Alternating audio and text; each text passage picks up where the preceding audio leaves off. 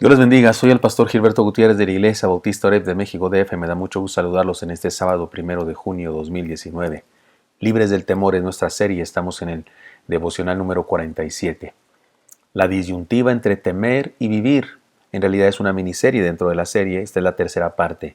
Dice así el texto: Elías le dijo: no tengas temor, ve, haz como has dicho, pero hazme a mí primero de ello una pequeña torta cocida debajo de la ceniza y tráemela. Y después harás para ti y para tu hijo, porque Jehová Dios de Israel ha dicho así: la harina de la tinaja no escaseará, ni el aceite de la vasija disminuirá, hasta el día en que Jehová haga llover sobre la faz de la tierra. Esto está en 1 de Reyes 17, 13 al 14, que es nuestro texto base, porque es donde aparece la orden de no tener temor. Hemos leído en el primer devocional el contexto anterior, hoy leeremos el contexto posterior a este pasaje y encontraremos alguna enseñanza más. Pero déjenme introduzco de la siguiente manera. Había un anuncio de televisión hace algunos años donde un hombre se notaba que venía del desierto, como que había atravesado el desierto, casi muriendo de sed, con los labios resecos y partidos, y entraba a una de esas tipo cantina de pueblo, un salón de esos del viejo oeste, pedía unas papas fritas. Uno pensaba que pediría agua, pero no, pedía unas papas fritas. Se las comía con dificultad porque su boca estaba seca, mientras una voz en off se escuchaba y decía así: si tienes mucha sed, hazla más intensa. Y después toma 7-Up, y anunciaba un refresco, pues, un refresco. Era un chiste, por supuesto, para hacernos pensar que ese refresco quitaba la sed como ninguna otra cosa. Quiero decirles que en la historia que estamos estudiando y reflexionando en ella, de la viuda de Sarepta y del profeta Elías, sucede algo muy parecido. La pobreza ya estaba presente, pero el texto nos dice que para colmo, además de que el profeta no tenía ni un peso en la bolsa y la viuda tenía apenas un puñado de harina, y sucede aquel milagro de que la harina no se acaba y de que el aceite no se acaba, pero para hacer más intensa la sed, como decía el anuncio, para hacer más intensa la historia, resulta que para colmo el hijo de la viuda de Sarepta muere. Y ella culpa al profeta. Leamos el pasaje, dice así: después de estas cosas, aconteció que cayó enfermo el hijo del ama de la casa, y la enfermedad fue tan grave que no quedó en él aliento. Y ella dijo a Elías: ¿qué tengo yo contigo, varón de Dios? ¿Has venido a mí para traer a memoria mis iniquidades y para hacer morir a mi hijo? Él le dijo: dame acá tu hijo. Entonces él lo tomó de su regazo y lo llevó al aposento donde él estaba y lo puso sobre su cama. Y clamando a Jehová dijo: Jehová Dios mío, aún a la viuda en cuya casa estoy hospedado has afligido, haciéndole morir su hijo. Y se tendió sobre el niño 3 veces, y clamó a Jehová y dijo: Jehová Dios mío, te ruego que hagas volver el alma de este niño a él. Jehová oyó la voz de Elías, y el alma del niño volvió a él y revivió. Tomando luego Elías al niño, lo trajo del aposento a la casa, y lo dio a su madre, y le dijo Elías: mira, tu hijo vive. Entonces la mujer dijo a Elías: ahora conozco que tú eres varón de Dios, y que la palabra de Jehová es verdad en tu boca. Esto está en 1 de Reyes 17, 17 al 24. Hasta ahora, hagamos un resumen de las enseñanzas anteriores. Hasta ahora hemos reflexionado en 2 enseñanzas. Ante el miedo a la escasez, creer es apostar la vida. Segunda enseñanza: ante la necesidad de cada día, la fe de cada día. Sigamos aprendiendo de esta historia y aquí las enseñanzas o la enseñanza de hoy. Ante la rudeza de la vida, aprovechemos la oportunidad de ser felices cotidianamente. Disfrutemos la vida hoy, es lo que dice este pasaje. Vivamos a plenitud y no perdamos el tiempo en cosas superficiales y pasajeras. La muerte de aquel pequeño impactó al profeta. La viuda ahora sí que estaba desamparada. Que un ser humano en plenitud de la vida muera es una tragedia, pero se agiganta cuando es el hijo de una viuda, y aún más grave es que sea el único hijo.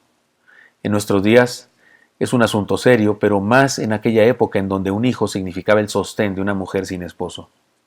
Elías no discutió con la mujer, sabía que estaba demasiado triste, estaba en un duelo bárbaro, no en la negación o el enojo y esas cosas, y Elías no discutió con ella, aunque ella lo culpó a él, no discutió.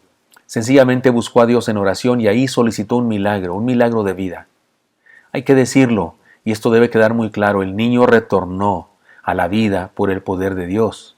Algunas personas piensan que aquello de que el profeta se tendió sobre el cuerpo del niño en 3 ocasiones, piensan que le estaba dando respiración de boca a boca y estaba haciéndole ese proceso de hacerle funcionar el corazón de nuevo. Pero como haya sido, Dios hizo un milagro. Se trata del primer milagro de esta clase en toda la Biblia. Sin embargo, aquel pequeño murió otra vez y esta vez en forma definitiva. Es decir, este pequeño no existe ahora, no vive, no está por ahí en algún lugar, no. Ya no está, murió. ¿A qué edad murió? No lo sabemos. Tal vez en la adolescencia, poco después de esa ocasión que fue resucitado, tal vez de joven o tal vez murió cuando era un anciano centenario. No sabemos. Su madre también murió. El profeta Elías también murió.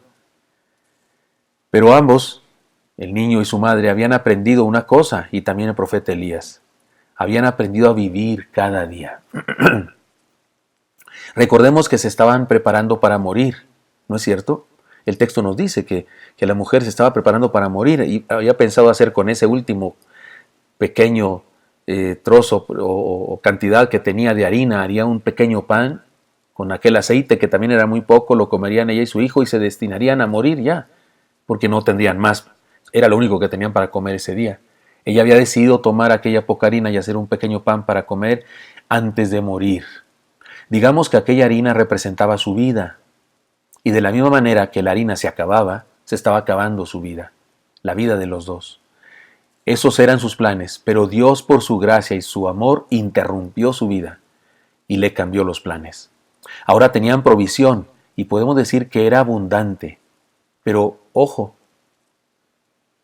era abundante pero no en cantidad, sino en continuidad. No tenían mucho, solo lo necesario para cada día. Cada día se acababa todo lo que tenían, pero el siguiente día tenían más para ese día. Porque así fue el milagro.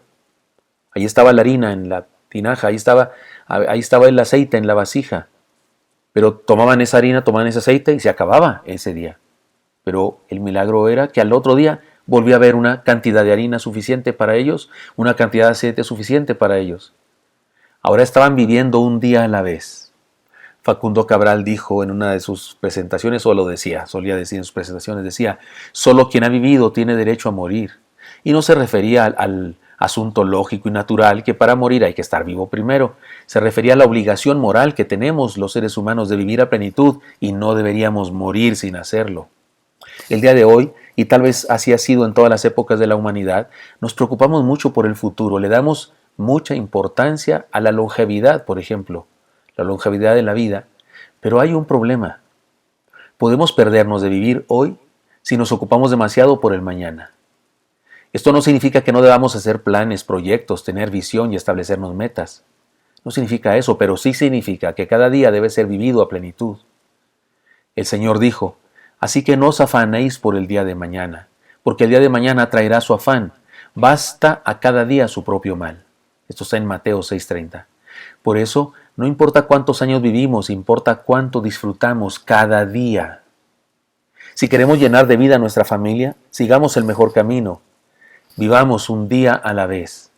Basta de malgastar la vida, basta de pretender ignorar a Dios. Basta de dejar las cosas espirituales para lo último. Basta de hacernos esclavos de los placeres pasajeros. Disfrutemos la vida a plenitud, disfrutemos este día, pero no podemos hacerlo sin Dios en nuestra vida. No se puede disfrutar la vida sin el autor de la vida. Y no estoy hablando de ser religiosos, beatos, santurrones o espiritualoides. No, estoy hablando de disfrutar la vida de verdad. Estamos hablando de vivir para aquello para lo cual Dios nos creó. Amemos, seamos felices, alegrémonos, gocemos la vida. Usemos nuestras habilidades para dar fruto, dejemos huella en los demás. Hagamos felices a los que nos rodean, especialmente a nuestra familia, y Dios hará de nuestro hogar el lugar favorito de todos los que formamos parte de la casa, y hará de nuestra vida una aventura extraordinaria. No sin dolor tal vez, no sin escasez tal vez, pero sí con todo lo necesario para disfrutar, pero sí con la provisión de cada día. Por eso el Señor Jesús nos enseñó a orar en el Padre Nuestro, danos el pan de cada día. Hay gente que no, dice Señor, no, dame el pan del mes, dame suficientes recursos para estar seguro todo un año. Pero el Señor quiere que confiemos en Él, que creamos que mañana nos volverá a dar y que vivamos con la bendición de cada día, disfrutándola, porque si estamos demasiado ocupados en si mañana nos va a dar o no, tal vez nos perderemos de disfrutar el día de hoy. Así es que Hermanos míos, ante la rudeza de la vida, porque hay rudeza en la vida, aprovechemos la oportunidad de ser felices cotidianamente. Espero que esto sea útil para usted y me encantaría encontrarlo el día de mañana. Hasta pronto.